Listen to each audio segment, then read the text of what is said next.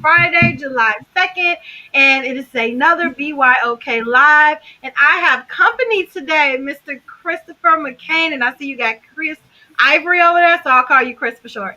All right, fantastic. I don't know. I didn't want my government I don't want my government coming out. Like that feels kind of weird. Oh, I didn't know that. I just put whatever name you put on the form. Now you're everywhere. I could change the titles after the show. But thank you for being on the show. How are you doing? I'm doing well today. What about yourself? Good. I'm doing pretty well. Tell us a little bit about yourself.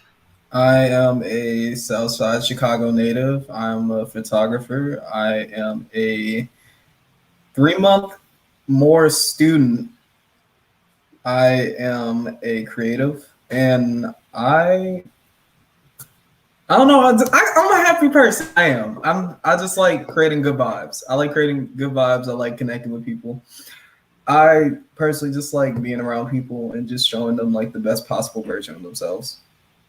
I love that. And with photography, that pretty much puts the nail on the hammer. You know, because you guys seem to capture things about ourselves, that we wouldn't capture on a normal date. I can't explain it, but you guys see things through a different lens. No pun intended, but yeah. Absolutely, yeah. No, definitely. Hey, Kimberly. This is who I was on the phone with, Chris. What's the vibes? How you doing? Yeah. So I do agree that you're a very genuine person because your energy was so dope when I met you at a pop-up shop maybe 3 weeks ago. We were looking at I think it was a children's book, and you just popped in. Your energy was so nice and so light, and you introduced yourself, you asked things about the other person, and I thought that was real refreshing. So and then it turned into this. So this is awesome and amazing. So I'm happy that you're on here today. Thank you so much. I really appreciate it. The pleasure's all mine. I really appreciate just being on your hi Kimberly. I just appreciate being on your show. Honestly, I didn't even know you had a show. I was just she has a camera. I was like, she has a camera. I don't know what she's doing, but listen, she looked like she having fun. And I was just I just want to get in. I still got the children's book. I was just yo, when I have a kid, I'm gonna give it to my kid because I like seeing stuff like that. I did read it.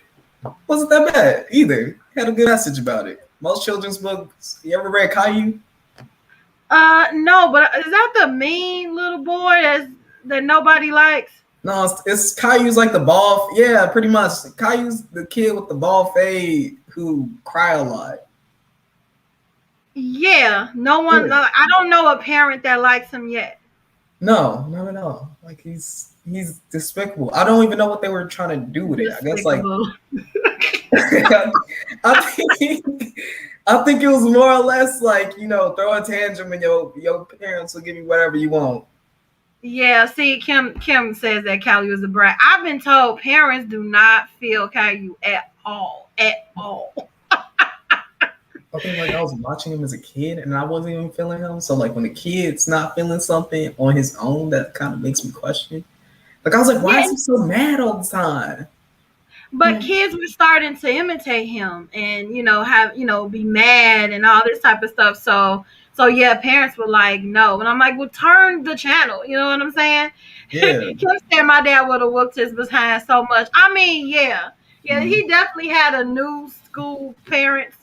I watched it one time. I'm this kid is horrible. I don't think that's even new school parents. New school parents even know about the belt, and discipline. But that was just some weird, just maybe I don't feel like disciplining my kid, or I just don't have enough time. Caillou was just, I don't know. It's that was just something different. Even for me, I look back on it. I was just I really watched this, and I was just I didn't get any type of moral message. Maybe about Teletubbies was some moral message, go hang out with your friends. What is the moral message of Teletubbies?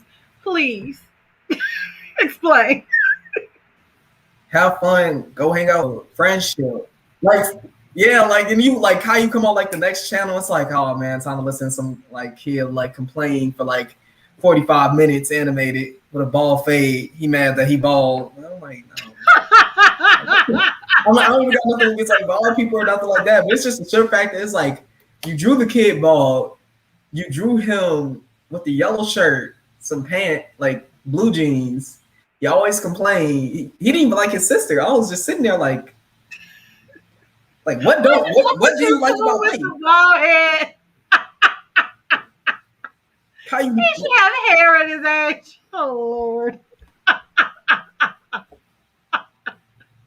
Teletubbies, they weren't speaking English. I just didn't resonate with Teletubbies. I'm like, what is the purpose of this? It was Yo Gamma. Is it Gamma Gamma? I was older, and they were talking about say yummy to my tummy. Hey, yummy. I like that show. I think it's Yo Gamma yeah, yo, Gamma. gabba gabba.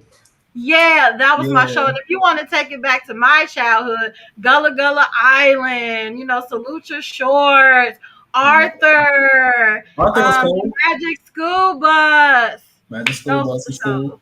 Yes. Those were now Kalu. We didn't have Kalu back then because if you watch the Bernstein Bears, she used to put the kids in check. Like, who are you talking to? No, I remember. It was Bears. Hey, Mom. How you doing?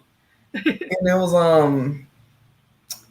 Franklin and the Turtle or something like that. Yeah, Franklin the Turtle. I think it was Franklin the Turtle. I don't know. I never heard of Franklin and a Turtle. It was like a little like kid show with like Franklin the Turtle. He had a little like cap on. He went out with his with the bear and everybody. No, okay, well you know what? Everybody know what he do. Nothing about that. Kim said the baby in the sun in Teletubbies was creepy. That was creepy. The baby looked high. Gullah Gullah Island was Gullah Gullah Island was the show. Magic School Bus, that was me and Kim thing. Hey Bonita. Hey, how you doing? Yeah, Mrs. Frizzle. She was always down. Yes, Franklin was a turtle. Okay, apparently you and Kim have seen the show. I have never seen that show. All the shows that drove me crazy, right? My mom was like, so she remembers the turtle. So I'm assuming my sister is like 25. So maybe that was a 20. How old are you, Chris? I'm 22.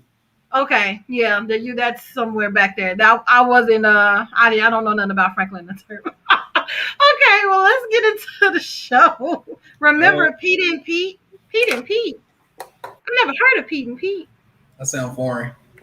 It sounds like I belong to the supermarket. What channel was that? I want to kind of know. What channel was that? Yeah, I don't think I heard of that. While we waiting on Kim to let us know where Pete and Pete was, let's get into this little funny thing that I just wanted to start with. So me and my friend was having a debate about Kool-Aid and how much sugar you should put it in. And so you should put in the Kool-Aid. So I came across this maybe yesterday, which was right on time, with Niecy Nash. And she says people who use measuring cups to make Kool-Aid don't have the Holy Ghost. A true saint of God pours sugar straight out of the bag until the Lord speaks to their heart. And my friend was trying to tell me, yo, you put a cup of sugar and then you put ginger ale. No, what I do is I put the Kool-Aid at the bottom, pour the water in.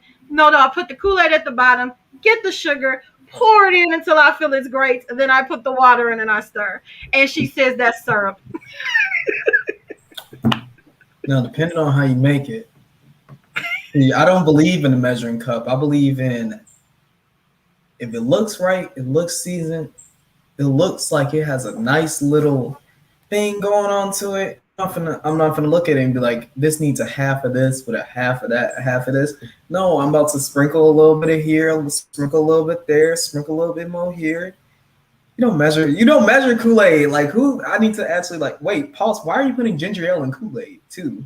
Well, it's supposed to level out the sweetness of the Kool-Aid. I guess it's supposed to stop you from getting type 2 diabetes. Because she said put diet ginger ale in there. So maybe just giving it a sizzle and a pop. I just want the sugar, So it was funny that me and my friend was having a debate about that. Okay, Nickelodeon. Okay. Got you. Hey, Connie, how are you doing? Hey, how you doing? My mom says it's syrup. True. Chris talking about seasoning Kool-Aid. Listen, I'm talking about seasoning food. Listen, yes, you season your Kool-Aid. She said Nuka-Aid. That's what we've been drinking for years. She said with the same food. You put some Holy Spirit in your Kool-Aid. Listen. You put some sugar in it. You pour it up until it look right. You taste it as you go. And then after that, that's how you know when the Kool-Aid done. And then you put it in the refrigerator. You don't gotta talking about a half a scoop of ginger ale and this and that. I've never heard somebody actually put ginger ale in their Kool-Aid. I actually need to like try that. And second Yeah, of I all, told her I would try it, sugar, Kool-Aid, and water. Add ginger ale to make punch. Okay, if you're making a punch, you know I what thought I'm it was saying? Sprite or 7-Up. I don't know because I just pour sugar and water. That's all I do. I might put a little lemon, a little squeeze of lemon in there to give you a little acid. That's Yeah. all you're gonna get from me though. That's it. I never measured the sugar. No, I taste it. You know what it Okay, is? we good. Hey sister, spirit with season of the food too. Yeah, you gonna get Mhm. some Lawry's and something. You are. At least the fried chicken. But we got to watch our salt, our sugar intake, blah, blah, blah. But that's not the subject today. Today's So now subject is health. right. So now we're going to get into Kiwi. You ready? You ready, Chris? Yeah, let's go. All right.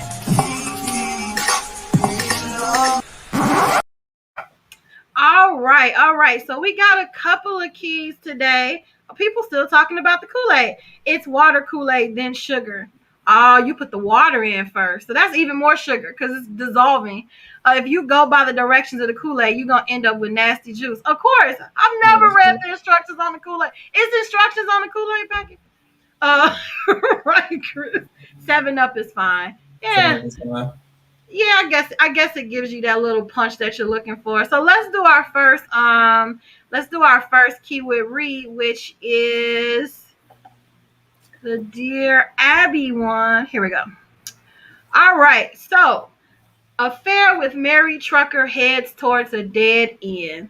So, dear Abby, I have been in a relationship with a married man for 2.5 years. I know it's wrong, but there's just something there between us. We live 5 hours apart. Okay, it's space in between you anyway. But he's a trucker, so I see him often. He makes me all the promises that if I uproot my life and move to his city, he would be able to be with me more. His wife is sick and he can't leave her that way, and he has never loved someone the way he loves me. We also have a 30-year age difference.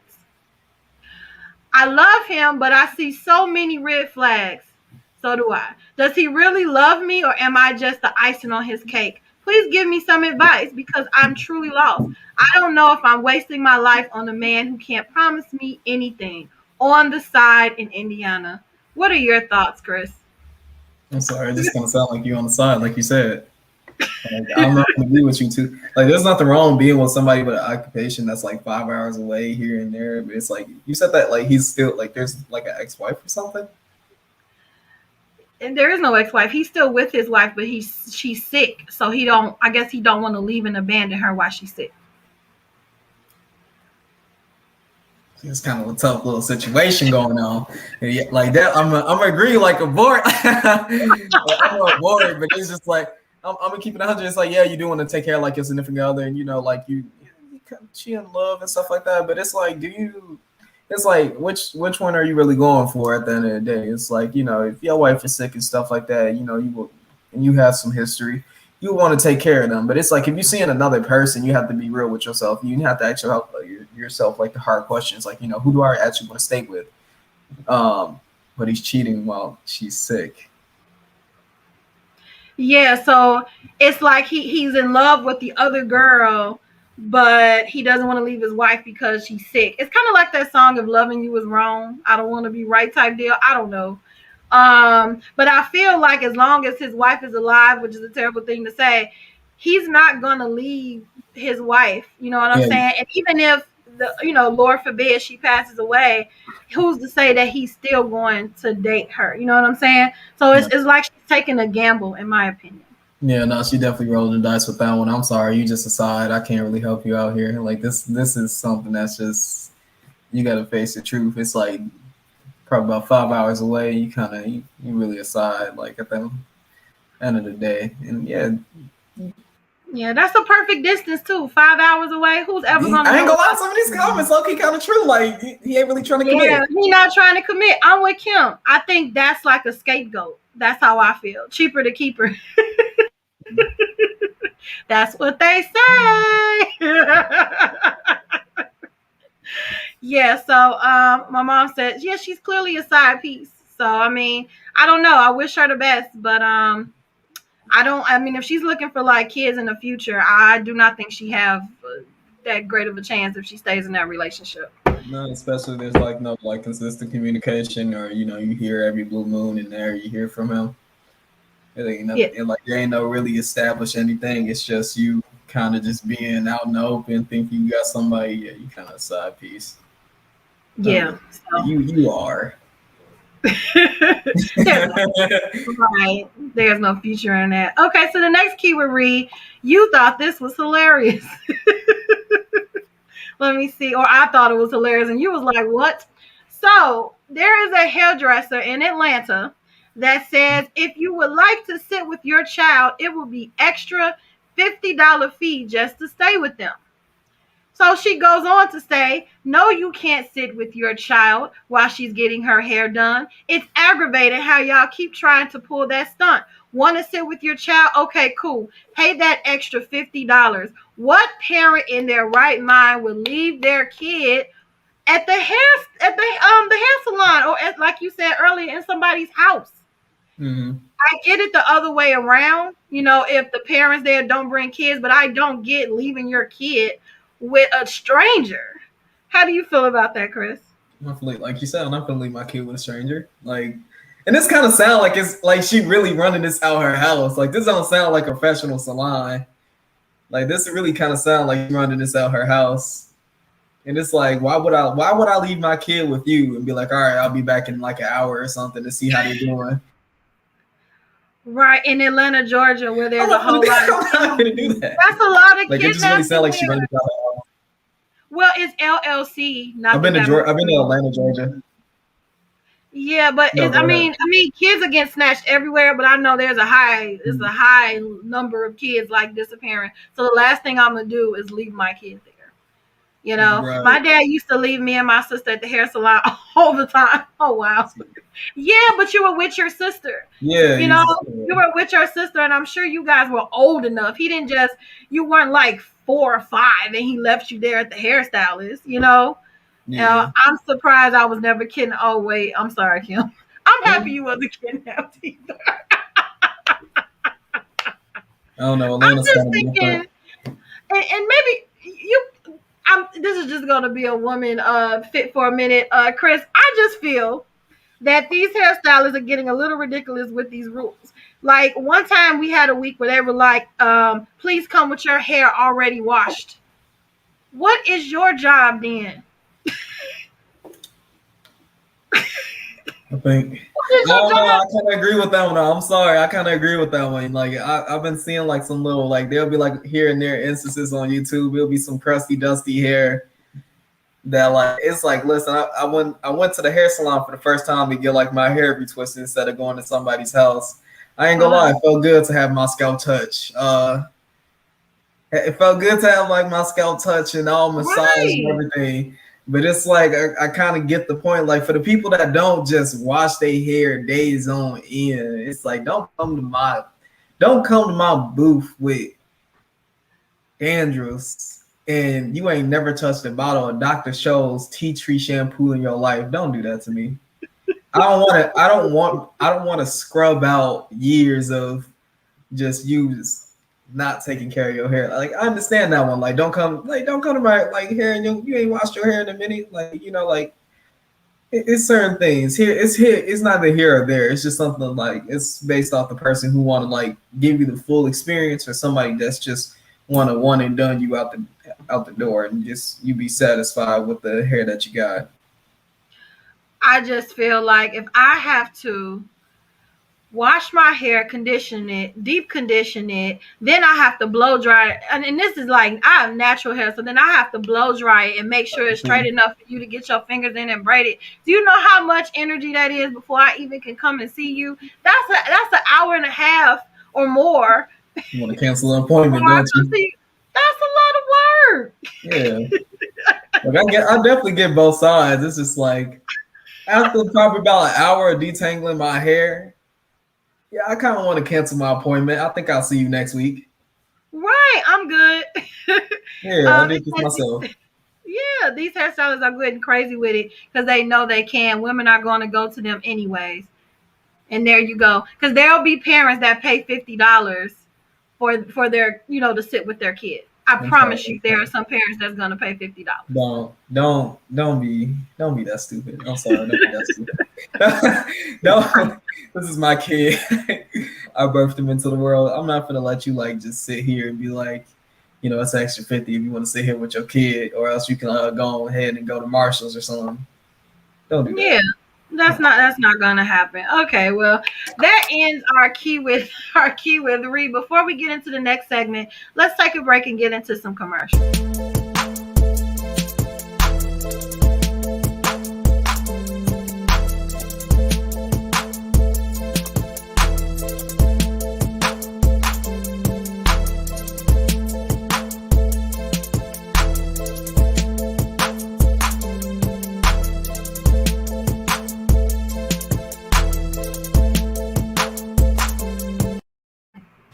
Okay, we're gonna get into one more.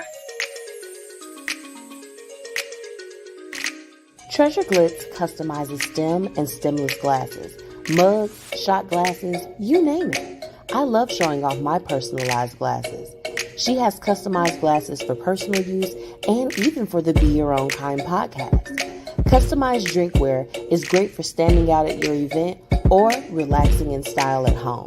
So order your item by calling or texting 708-299-7555 or by visiting the Treasure Glitz Facebook page. Okay. I put the links to all of those commercials that you just saw. And that so get into Lavish Looks by Miss Metchi and get into Treasure Glitz. So no, those are not new commercials.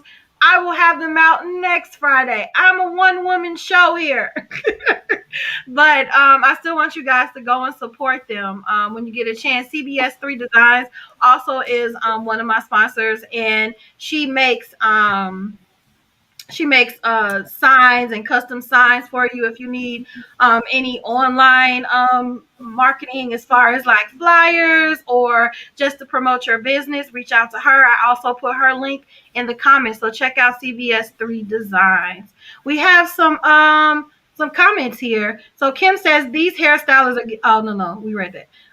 Chris has a point. The customer shouldn't be coming in with disgusting hair either. There's a limit. Okay, well, make them suffer. Not everybody. I wash my hair every week. Next week or not at all. The cost should be less with no tip. Right. Don't expect the extra tip if you're making me pay $50. Love the new commercial BYOK. And thank you. I think my mom is being funny. All right, so let's get into the next one. Ready for what's the 411? Yes. All right. All right. I wasn't ready though. I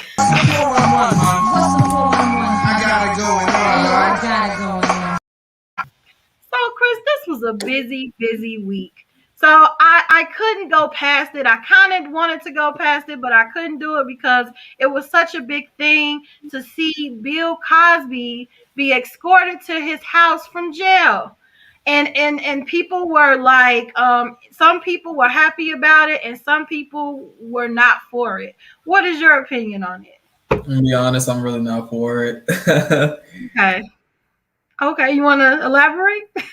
I don't know. It's just kind of like, it's like, yeah, he's old and, he's still, yeah, like, it's like he's old, he's in jail, but there's like a plenty of life, like, there's plenty of like life people in jail as well. But it's just like, it's kind of strange that like celebrity star status will like get you out of jail mighty fast. Even as like how long he's been in there, that wasn't even like as long as most people are. And it's kind of strange that with overwhelming evidence, somehow he still gets out of jail. So that's kind of strange to me.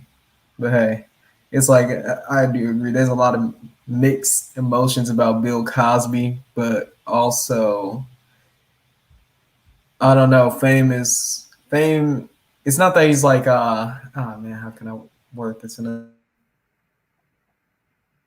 very proper manner? Um, it's not that fame is like a shield. It can protect you from certain things that most common people can't get out of. Fame is definitely something that can definitely put you in a place that you don't think that you might get out of jail, but all of a sudden, if you have enough supporters, you can still get out of jail.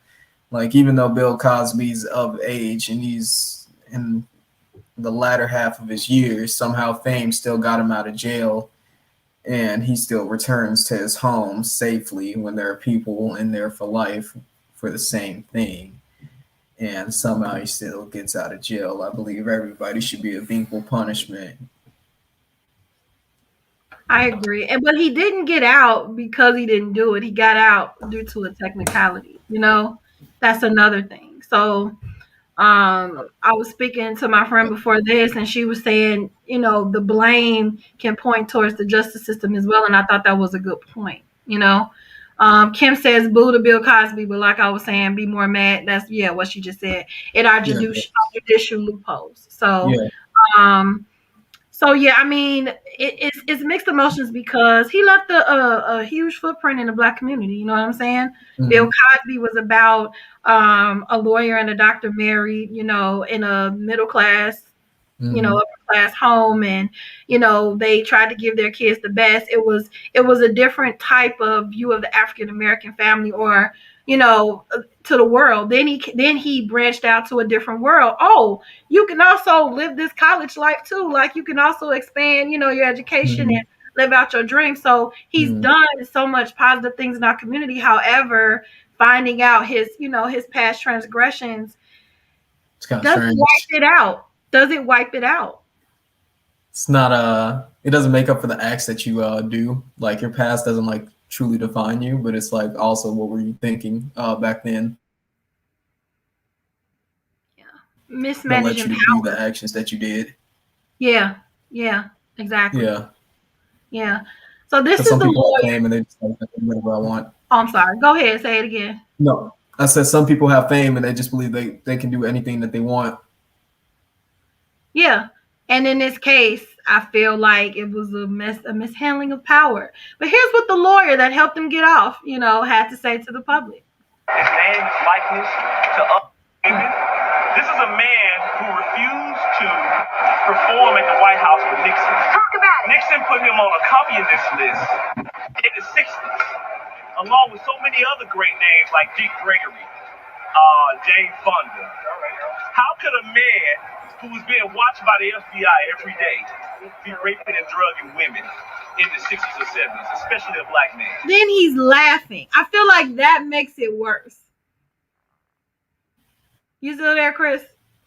He's laughing, so I feel like that's like worsening the situation.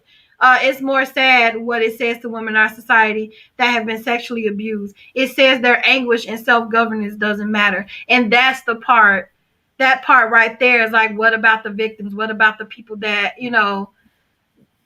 that was affected by this, I think Chris is frozen. Are you there?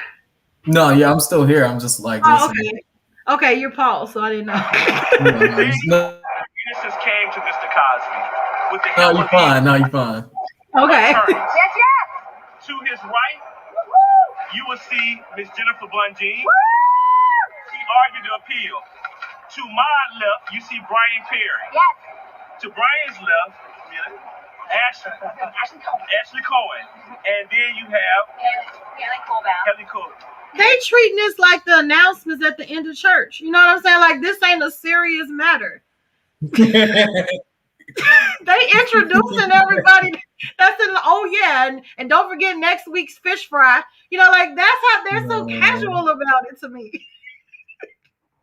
It's no apology. It's no, sorry, because he did admit to it. You know what I'm saying? So it's no apology. It's just a he's out and we helped to get it. I don't know how much of this I can watch, but so it's like some people think if you're rich and have power, they can get away with anything. And sadly, I think it's true. I do too. I mean, it was true. I do too. So, I'm done with this video. So Felicia Rashad, I guess she is his wife forever too. She took a stand and she wanted to, take up for, her friend. So she puts on Twitter, a terrible wrong is being righted, a miscarriage of justice is corrected. And Howard University students did not like that. Howard University hasn't commented on this, but the students did. And they feel like she was disregarding, the victims and every, and some people were like, well, she could say what she want to say as her friend, but how do you feel about that? I mean, people are going to have their own opinion at the end of the day. It's your own opinion as well. Like, you're going to be biased towards your friend, regardless, or your significant other. So it's like, even though like you may have, I always tell people, it's like, think about what you're going to say before you say it. Even on like Twitter or something like that. Twitter is ferocious. Twitter is where Twitter is the Wild West at the end of the day. They'll cancel you for something that you think that's perfectly fine or valid. So it's like, you have to be like cautious, especially what you say on Twitter. And it's like, what you think that's okay to say isn't. So it's like, eventually with Howard students acknowledge the sexual assault victims side of it, and I can perfectly understand why they're angry. And it's like, you look at it and the person's over here trying to like defend their friend. It doesn't, like, at the end of the day, it's like, that's your own biased opinion. What your own biased opinion about your friend does not correlate to the rest of the world. There's a difference between living with the people that you know and the rest of the world and how they see it with the other people that have been affected by it. So it's like, if there have been people affected by it, then yeah, definitely, like, I would be kind of angry. Like, you don't sound sincere about the other people that this affected. You're just worried about one person. That's kind of selfish, in my opinion. Yeah, and if you feel that way, then like, just keep it to yourself. Mm-hmm. You're right. Think about the ones that were affected and that had the courage, because it takes a lot of courage to say that you've been sexually assaulted for things like this. Yeah. You know what I'm saying? That's why a lot of people don't say anything, because what gets done? Do they even get taken serious? Mm-hmm. Because it affects their entire life. You know what I'm saying? So I don't know. I just think that wasn't tasteful. I do agree with everything you just said. I'm going to avoid repeating everything you just said. So Cosby lived an entire life. What he represented to the Black community was never there to begin with. He stole that from our community.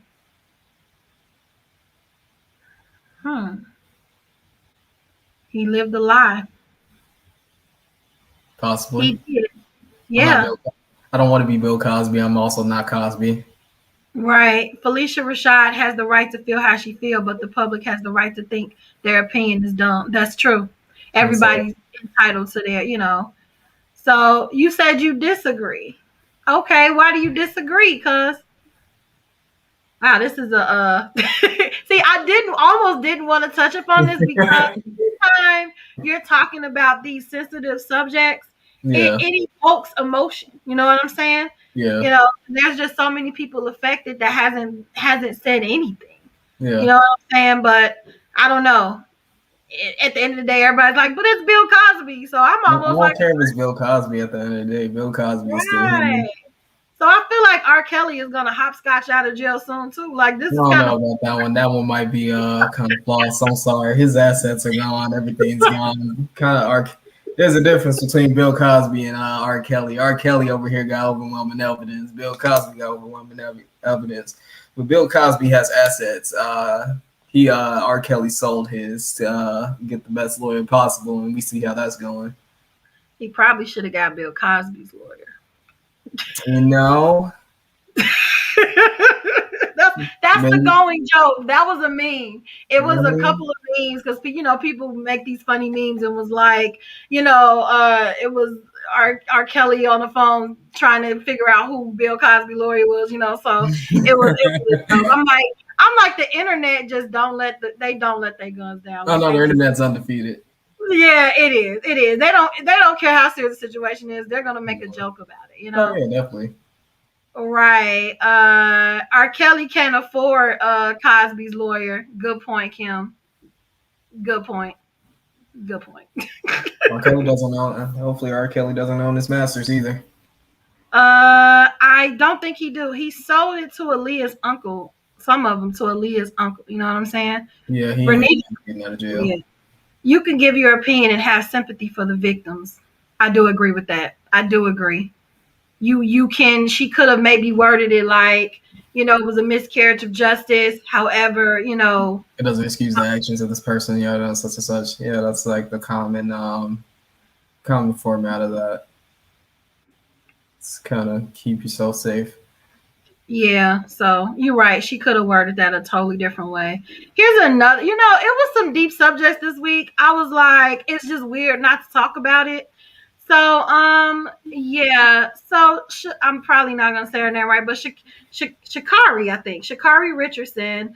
Mm-hmm. She is suspended for 30 days for partaking in marijuana. Her mom died. She wanted some type of relief, and she took it, and it may have cost her, one of the runs in the Olympics, because it's only for 30 days. So, I was speaking to my friend Kim earlier, so she may have a chance to run, in other portions of the Olympics, Right. Right. Mom says right now it's how you say things. That's true. It's cancel culture. You got to be careful. Cosby is still convinced. Yeah. So basically, after news broke that Sha'Carri Richardson tested positive for using marijuana amidst the news of her biological's mother's death, the track star may miss the Tokyo Olympics this month, and Twitter went wild as usual. The U.S. sprinter is being shown love and support from many in the Black community on various social media platforms. The 21-year-old runner has accepted a 1-month suspension, which is she's getting off great, because the suspension could have been up to 4 years, what I read in another article earlier from the USDA. But nevertheless, the entire situation sent Twitter into a tizzy Thursday night. If you're afraid of Sha'Carri smoking the brakes off, y'all, just say that. But suspending people for using marijuana, a $billion industry at this point, is ridiculous. How do you feel about this? You legalized it and you capitalize off it. I don't see what. I don't know. There's a difference between like there's a whole like debacle about athletes and marijuana, and a study shown about it as well. Definitely, the effects of it has like its perks, and definitely there are some drawbacks from it from misusage as well. But that's a whole different topic about definitely like overindulging in something and then just indulging in something every blue moon. But like I would say, yeah, let her run. Like like after like I would say after a death or maybe two, you don't know what this person's been through. Like, let her decompress. Let her like find like a couple minutes of like relief, especially like as well as like your body and everything. Marijuana helps with body pain, and there's plenty of athletes who openly talk about marijuana and use marijuana, as well as openly go on the literal field high, like especially in the NBA or like NFL. So I don't really see like a problem with it, even at this caliber of like the Olympics, of just saying like let her run. Like you don't use somebody as an example when there are plenty of other examples that you can use, or like you just capitalize off of this one. Just kind of seems like nitpicking as well. That's exactly how I feel it is. I feel like it's nitpicking. I mean, the technicality is, yes, she knew the rules, but but with everything you said, I agree with that. I feel like it's a form of nitpicking as well. Mm-hmm. You know, because in the past they let a lot of people slide with the even worse with the performance enhancement drugs. You know what I'm saying? Just to Yeah. win the Olympics, and we didn't find out till years later when they weren't even partaking in the sport any longer. But right Yeah. now, he's putting her on blast for marijuana usage after her mom died. I'm So sorry. She seemed like she don't really care, which I'm just like, hey, listen, it is what it. She's just like, it is what it is. I got the 1-month suspension. that's true, because she could have got up to 4 years. You know what I'm Yeah. saying? Great chat, guys. I gotta go now, though. Oh, bye, Kim. Catch you later. Nice hearing your thoughts from Nita and Chris. Thanks for tuning in, Kim. Yeah. So, Like she seemed like very like, yeah, and because you mentioned that, I have the interview right that she had earlier. So let's just see a little bit of how she responded to this. I found something. So here we go. You found out that your biological mother had passed away. You found out when a reporter told you, and it was after that you ingested some kind of marijuana. I should mention, you were in Oregon. It's legal in Oregon. You didn't violate any law, but it was against the rules of your sport, and as you said, you knew that. But is that what happened? Is that how this unfolded? Honestly, yes, that is the story. I had an interview scheduled with my agent. I knew I was having an interview. I knew going to the interview. Like I was just thinking it would be a normal interview, and then on the interview to hear that information come from a complete stranger was definitely triggering. Was definitely nerve shocking because You found out that your biological mother. So, people had comments on that, like Sha'Carri Richardson did not use steroids, according to a source. Richardson is facing a 30-day suspension for testing positive for marijuana. I don't know why they had it on there because we know about that. The allegations stem from the IIvory report from Jamaica Gleaner. Looks okay. This is just saying news stuff, and her response is, "I am human." And as you see in that interview, she's holding herself accountable. Yeah, I did do that. Yeah. She real about it. She's real with herself. She's like, yeah, I did it. Like, I mean, like I'm human at the end of the day. Like even with like zero tolerance, like there's a difference between like somebody that does like EMT and there's a difference between somebody that runs track. You know, like I can understand if you go on the field and you're absolutely high and you think that you're running like you're behind off and you're really probably like in like last place. Like she's human. Like you legalize cannabis and you know even in like a legal state, it's like. My mom just died. Like, do I really feel like dealing with something this heavy right now, or do I just feel like maybe just decompressing for a little bit? And especially hearing not from my family, but hearing it from like some random stranger off the block, that's kind of strange to me. And like having that confirmed, that's hurtful. And not a lot of people have that sympathy for that. And she's real. She's real with herself. She's just like, I'm human, and that's the answer to it. Like certain people just don't get that, and that's perfectly fine. It's just like, you know, like 30-day suspension. She's just like, hey, it is what it is. You know, I'm gonna continue just running my best and doing my best and representing my people. It is what it is. Yeah. And my cousin said they probably have zero tolerance. They do, because if they let her off, then that's going to be a problem for the next person that do it. So they had to give her some type of, I guess, punishment for it. My mom says everything spins off of perception at this point. She didn't try to deny, not against the law, but against the rules. That's the thing, not against the law, but against the rules. And that's the technicality people are struggling with on social media. Mm. You know, she was real and human. She was. She didn't try to deny it. She didn't try to give us like a blanket, like dry, what is it, PR statement. She's just like, yeah, you know, I did what I did, you know. So yeah. It makes it authentic though. It does. Like it makes it authentic. Like it's like I have more respect for her that she owned up to her responsibilities rather than her PR team just coming over and trying to be like say this and that, and then you know it'll make you look good. And she's just like, nah, that's not what this is about. She's just like, I'm human. Listen, I smoke weed, and you know what? I was going through a rough time. Right. Exactly. So we're going to get into the topic of the night now. Before we get into that, let's play a commercial and then we'll get into it. Which one do I want to play? I'm going to play this.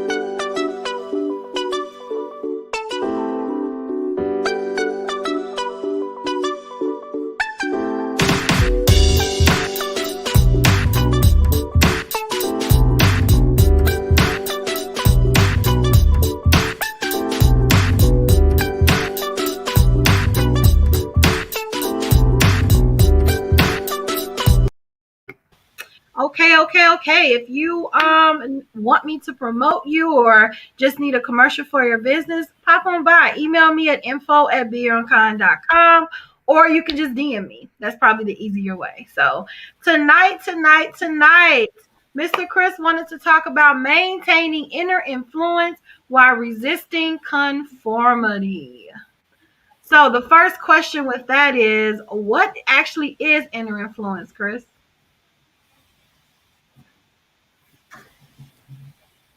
What is inner influence?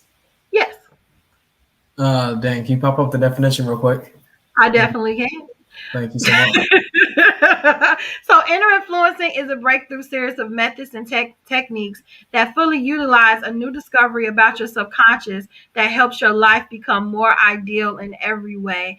And to me, I feel like inner influence is similar to metacognition, which is you think about your thoughts. you compartmentalize your thoughts, the ones that you're going to entertain and the ones that you're not, just in order to self-sustain, so to speak. I like that definition, actually, like self-sustainability. But also, I believe inner influence is more of a meditative state for me. Like, I meditate personally, but I meditate in a more spirituality way. So I use inner influence to have my own like reflection of myself and just being peaceful with other people. I don't use inner influence to try to have any negative thoughts. I use inner influence like speak positive of myself and have that positivity over other people.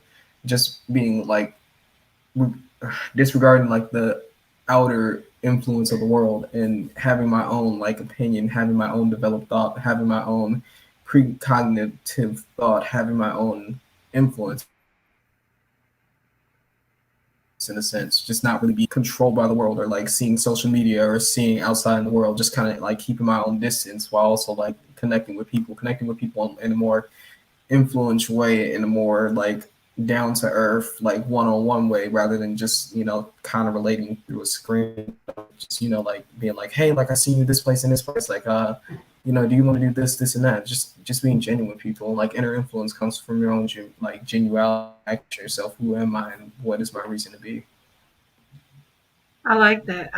And what I like about you saying that you try to minimize the negative thoughts, I read something really interesting this week by accident that we think about my memory. We think about, I want to say 20,000 to 50,000 thoughts per day, and over 90% of those thoughts are negative and baseless. And they said like 87% of those negative thoughts are baseless.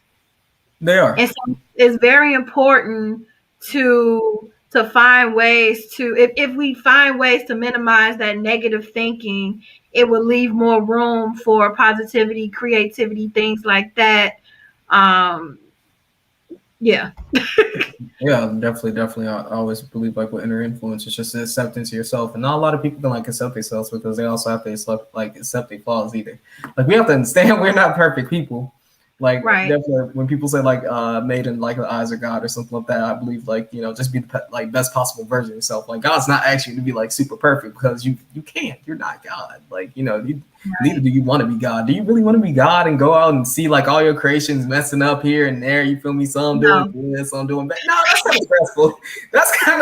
That's kind of stressful. I always tell people when people be like, I want to be God for one day. I'm like, do you really want to be God and sit back and just watch the amount of stress he has to go through? Like God at the end of the day is a dad. He just wants you to do your best. He wants you to try your best. Like he wants you to be like personal with him and just not only like worship and pray for him, but like pray towards him. But you know, he wants you to do your best. Like God wants you to do your best, be the best possible version of yourself. Don't go out, don't be a menace to society. Don't go out and cause chaos and all this other stuff. He just wants you to spread the word and just be real with other people in the best way possible. He gives you a spiritual gift so you can help out other people and maintain that influence and have that appreciation. It's not you doing the acts of work, it's him doing the acts of work through you. And you just have to be real with yourself, and that's your own inner influence.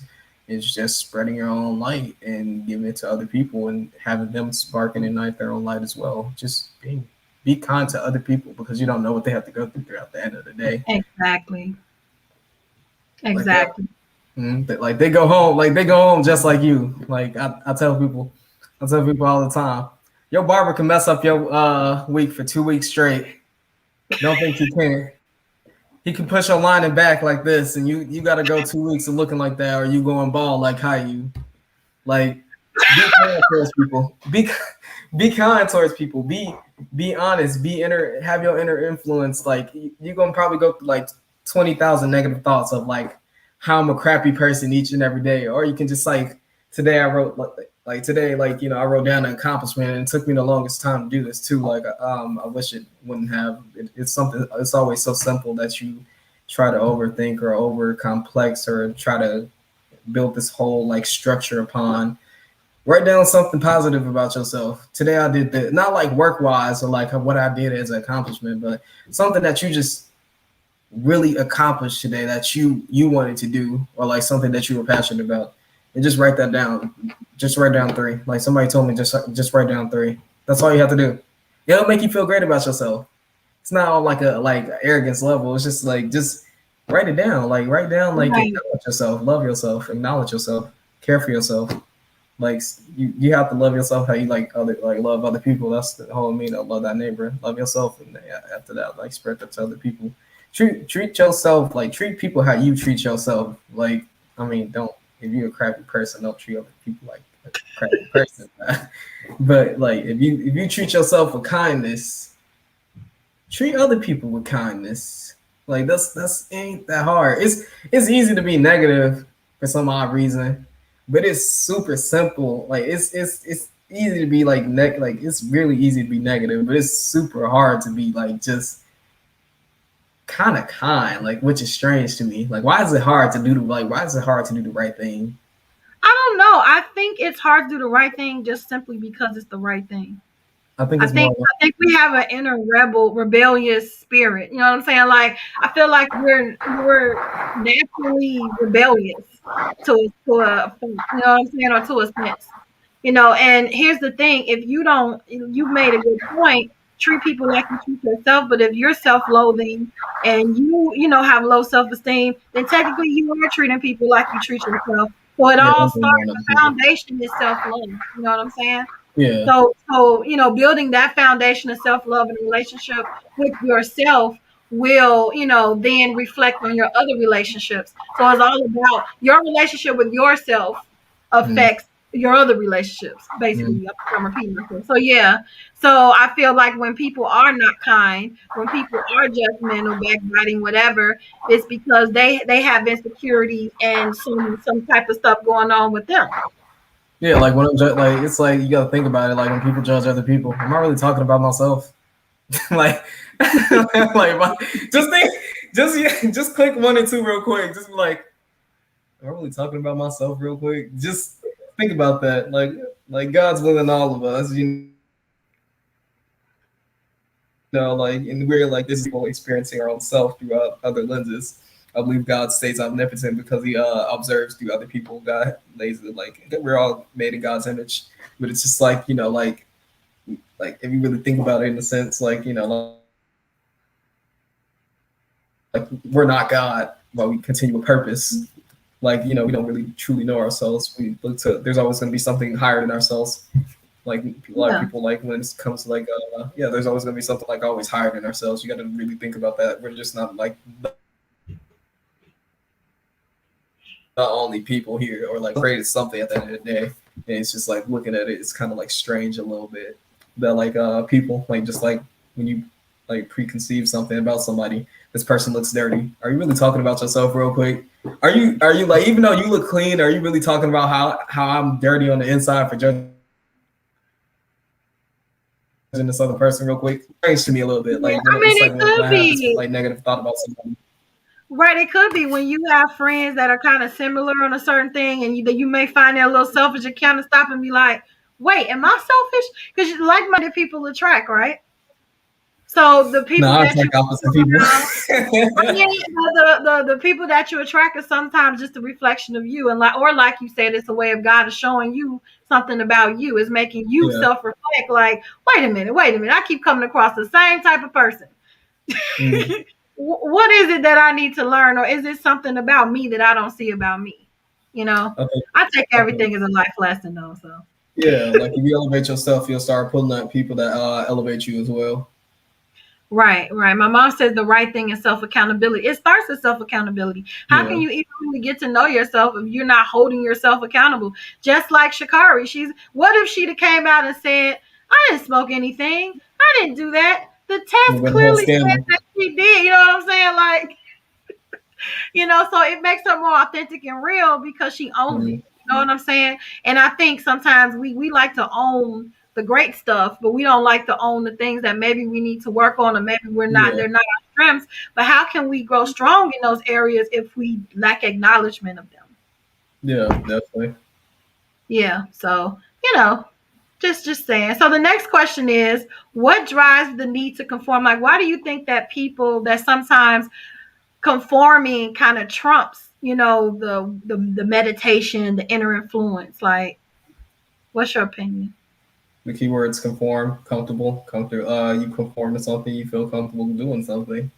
You feel comfortable like placing yourself in a set. And then you realize probably about like 50 years later, it's like, dang, I wish I would have done this thing. Even if I just like stuck with it for maybe about like 2 years straight. I don't know, like I always like find that like difficult, even in my own community. There'll be people just talking about straight like their dreams for like a couple minutes on it, and be like, man, I wish I would have never done that. Like, I wish I would never conform to this. Or like they'll be like, I wish I would have never joined this or that or this or that. And then you just kind of sit there and it's not that you feel sorry for them. It's their own choice. That your choice is your own choice, your own personal matter. But it's the sure fact that you conform to something. Like there's a difference between like somebody that wants to go to the moon, like go to Mars with his brother. But like he started off in selling books and having a computer in his garage. And I recently seen like a little like YouTube short with him and the person that was mocking him, but then comes forth later. The man was already counting his accomplishments before he even knew it. It's just the mindset that you have.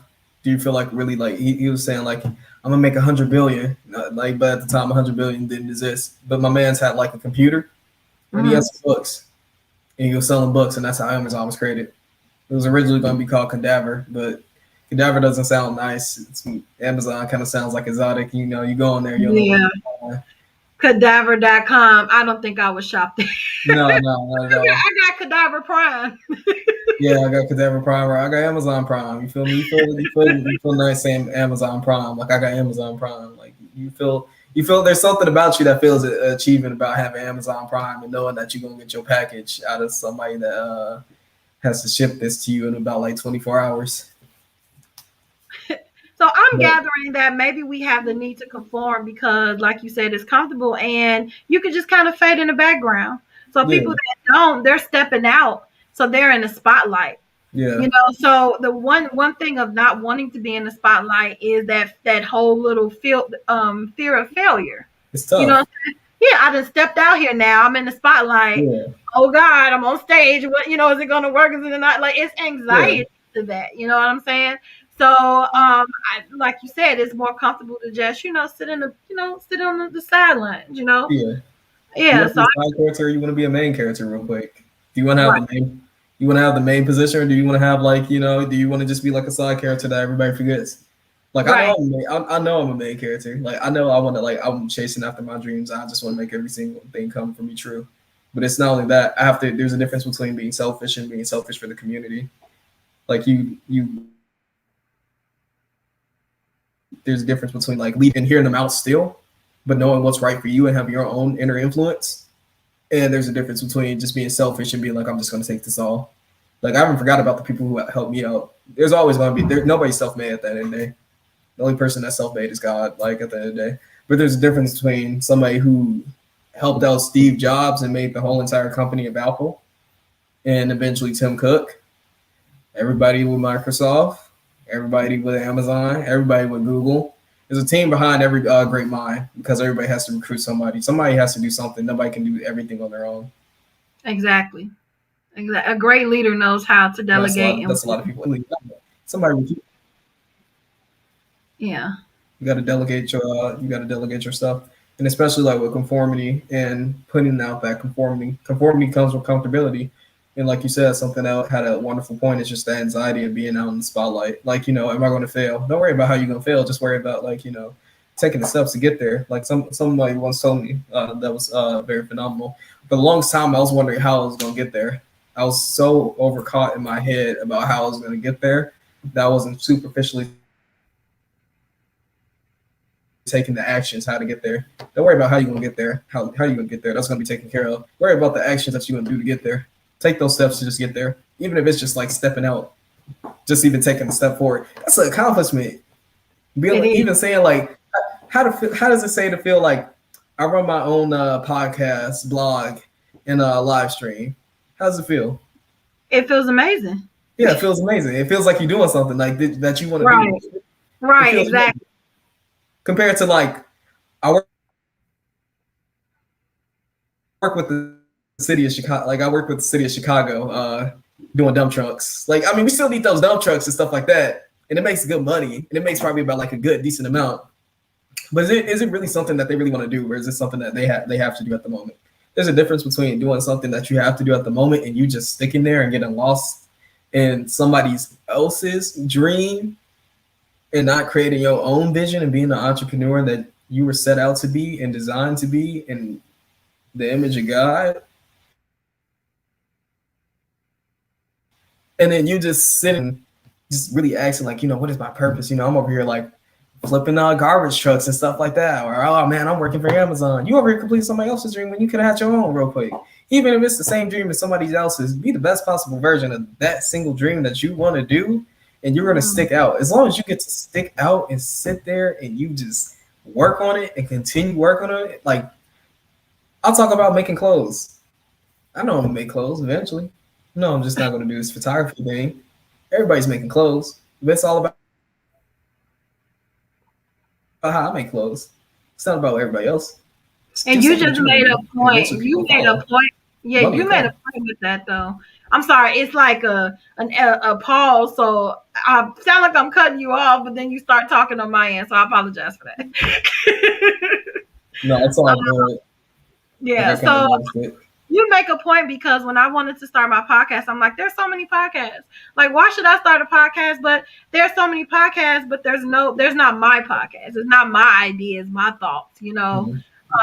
My point. So you make a lot of people get distracted by, well, it's a whole lot of makeup companies, right? But the difference between everybody makeup company is yours, is your ideas, your input, your dream. So I think that's a phenomenal point you made.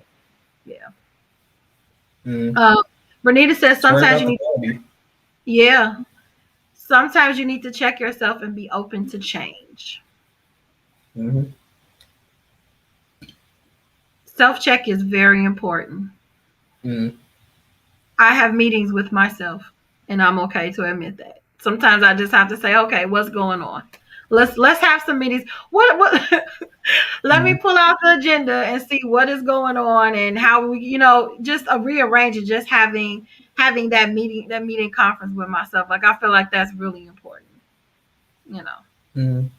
Yeah. So let's see. So the next question is, how do you combat conforming to the norms? That's a new one. That, like, even for me, like especially when I write papers, like I just give myself like 3 things, and after that, like I'll write my paper for like college. That's how I write a paper. Like I don't really like go in and try to be like this and this and this source and this and that. With this question, especially this was a newer question for me, and I was just like thinking about this at the time. I was possibly thinking about this as I was going out downtown Chicago, just taking photos of people. I was just like, how do I combat the norm? How do you feel like you combat the norm? Like, how do you feel like, you like with a lot of people who want to be the same, you stand out and you be yourself? I don't think that's the thing. I just be myself. And that comes with practice. That's the whole foundation of be your own kind. There was a point where I felt I had to conform, where I had to fit in, that something was wrong with me because I'm different than someone else. But in actuality, it makes sense that I'm different from someone else. It makes sense that you're different from someone else because you are an individual. You are your individual. So the more energy I put into being me, the less energy I have to conform into being anyone else. That's absolutely true. For me, it's the difference between looking at somebody and realizing your own personality. I believe like something that like really can like tell you something about you conforming to the, like society and you being your own self is check your own personality real quick, just for a second. Are you really saying like I don't really do nothing? Like, or you be like, I was kind of doing this and this and this. Like, was I like really a group? Like, if you're a group person, like, are you in like certain groups and you just like, you like you really have no interesting story about yourself. Or you're a person that kind of like, like I did this and this and that, like, when I was being young, like, did you kind of like fit in, or like were you like a yes man, or were you like kind of like a leader or something like that? Like, is it in your personality to be like the person that you want to be? Are you afraid to like, go express your own ideals? Are you kind of scared to like go out and just like, go explore the world? Are you afraid to speak up for what you believe in? Or are you just like this person that just kind of like sits and kind of like, and like there's a like being an idol. Cut me out for a second. Huh? It kind of cut me out for a second. Yeah, like I said, sometimes you're pausing, so I'm quiet because I don't want to cut you. I don't want to seem like I'm cutting you off. Okay. You there? Right. Like there's a difference. Like I was saying, like it's all good, but yeah, I'm still here. Okay, cool. But there's a difference. There's a difference between being in an idle state and learning, and difference between being in an idle state and like floating through life. I believe, like I talked to my philosophy teacher about it. Being in automative state and being in a self-conscious state. Are you self-conscious? Man, this ain't nice. Can you still hear me? Yeah, I can hear you. You're freezing a little bit, but it's pausing. But then I can hear the rest of the sentence later. I'm just being quiet. Yeah. That's why I'm quiet. It's the delay. Yeah, I don't want to cut you off. Got you. Okay, that makes it so much better. But there's a difference between living life through autonomy and just like floating through life, and all of a sudden you probably like 40 and asking yourself like, what am I really doing? And there's a difference between being like, conscious and aware of yourself. And when you become conscious and aware of yourself, you have this like sense of mindset that like life starts to get a little bit difficult. Like you think like life is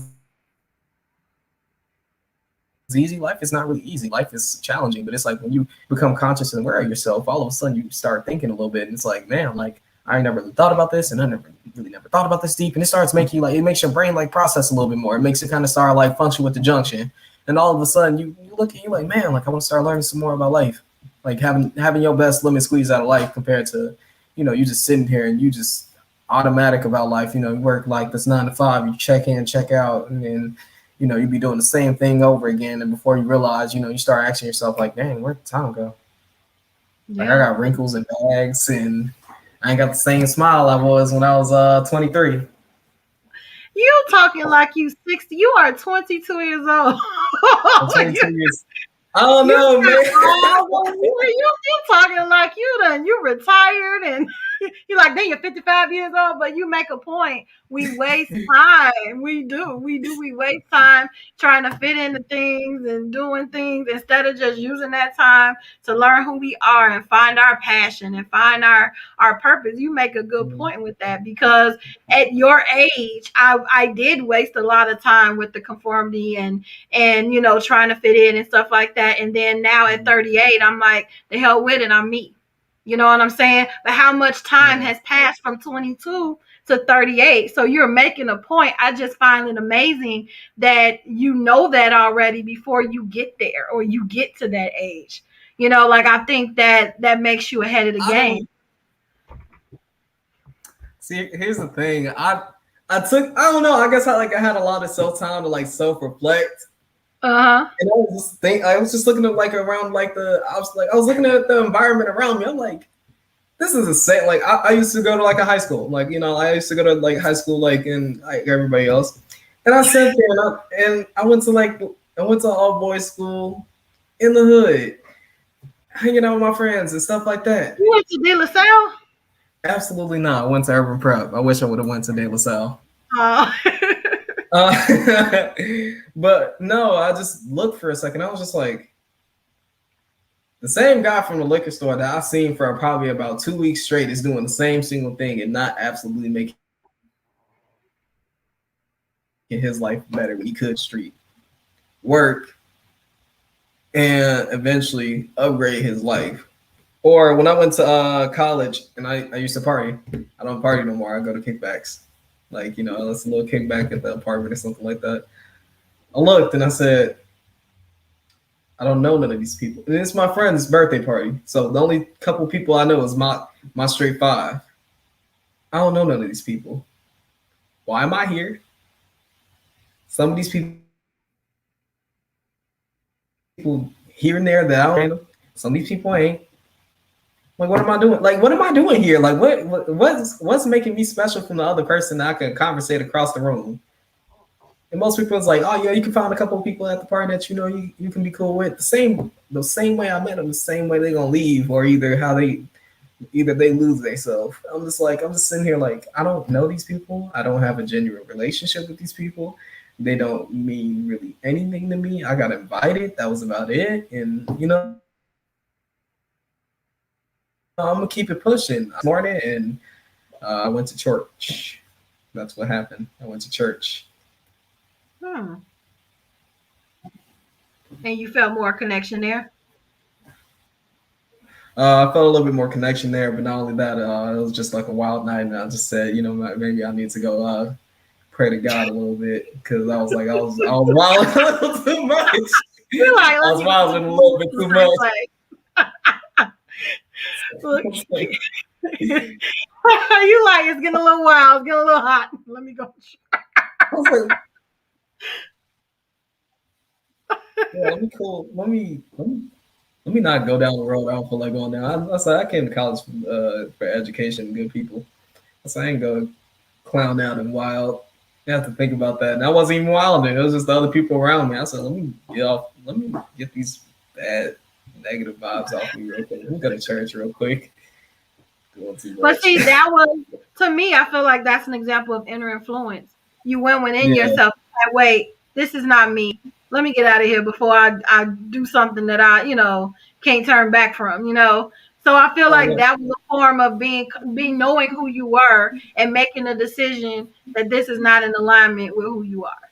Oh no, I'm flawed. I'm not gonna lie and not like out myself. I'm not saying you're not flawed, but the environment that you were in, it didn't fit your flaws. Like that was some other stuff that you did that you don't do. Because we're all flawed, we all make mistakes. But it's just some lines we just don't want to cross, and that comes to that split decision of, am I going to cross this line or am I not?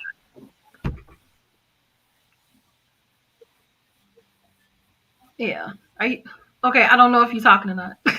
I mean, I want to like.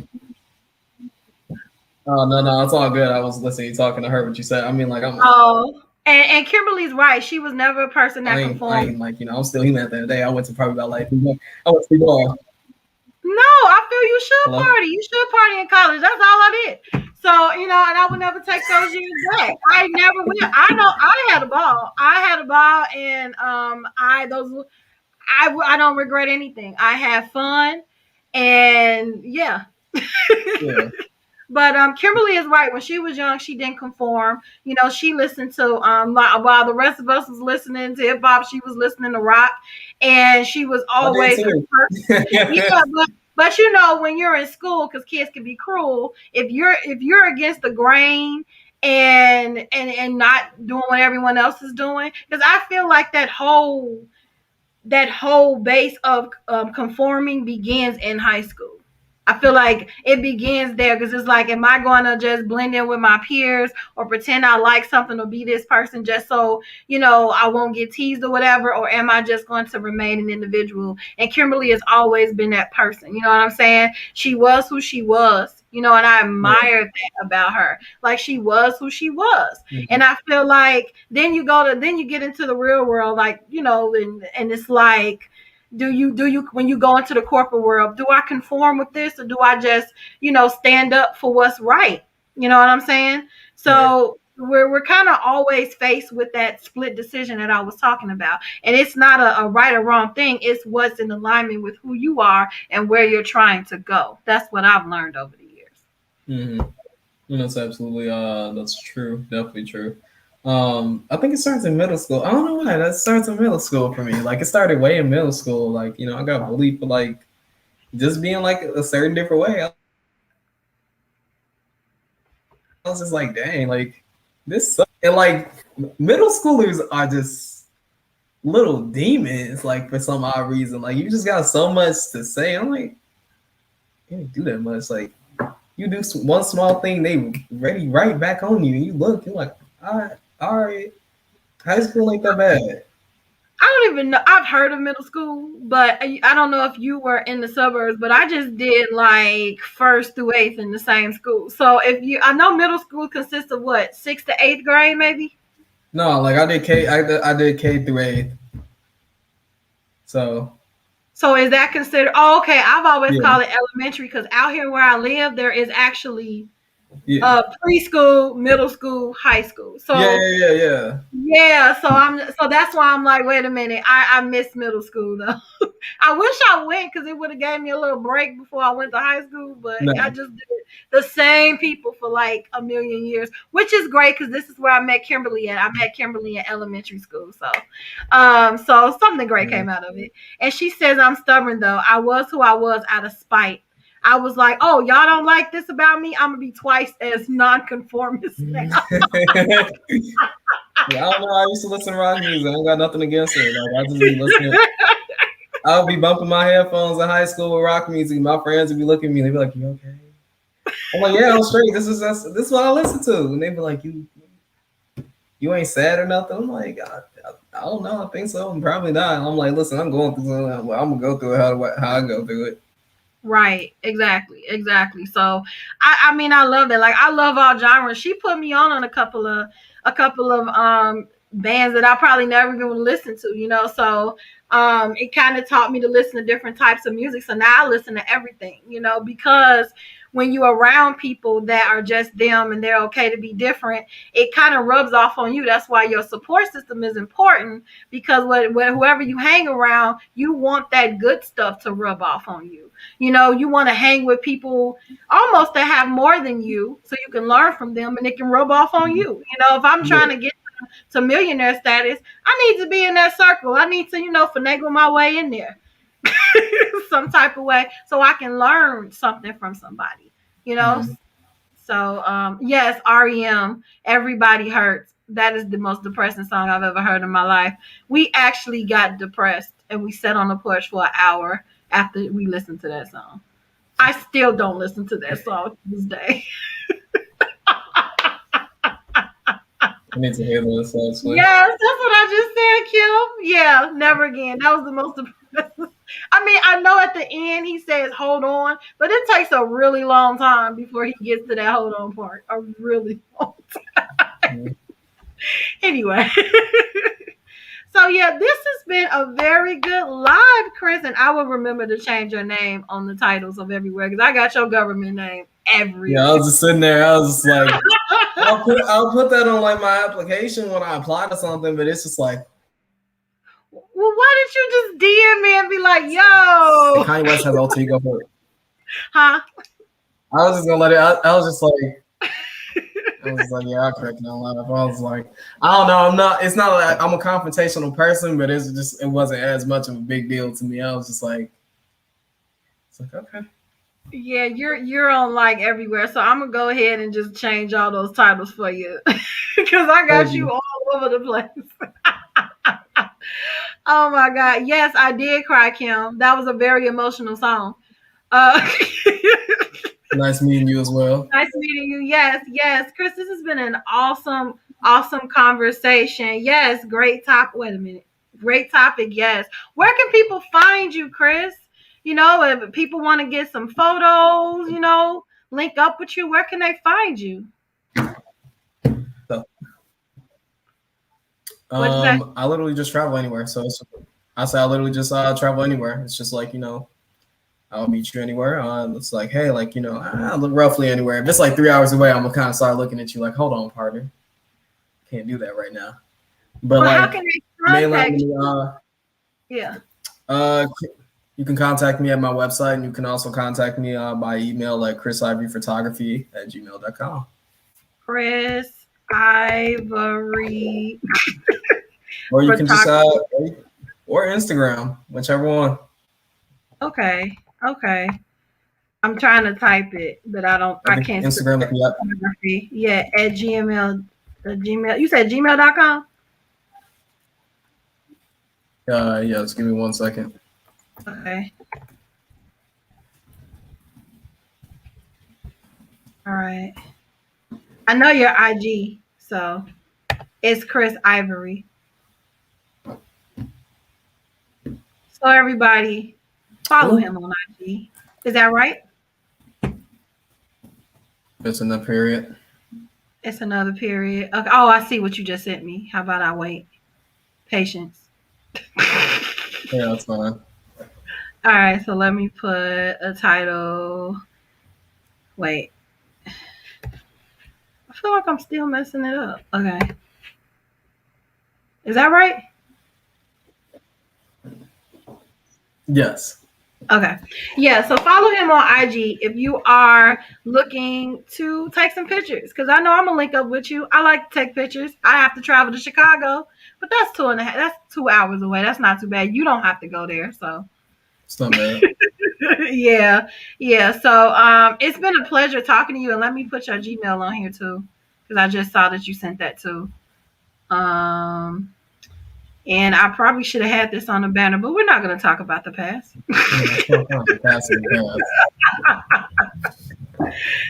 So I just want you guys to link up with him. You are a very insightful young man, and I wish you nothing but prosperity, and and the best in the future. And I just want you to maintain that mindset because that will take you very, very far. Thank you so much. You're welcome. So, to everybody, thanks for tuning in. You could have been anywhere today, but you chose to be right here on the Friday with me.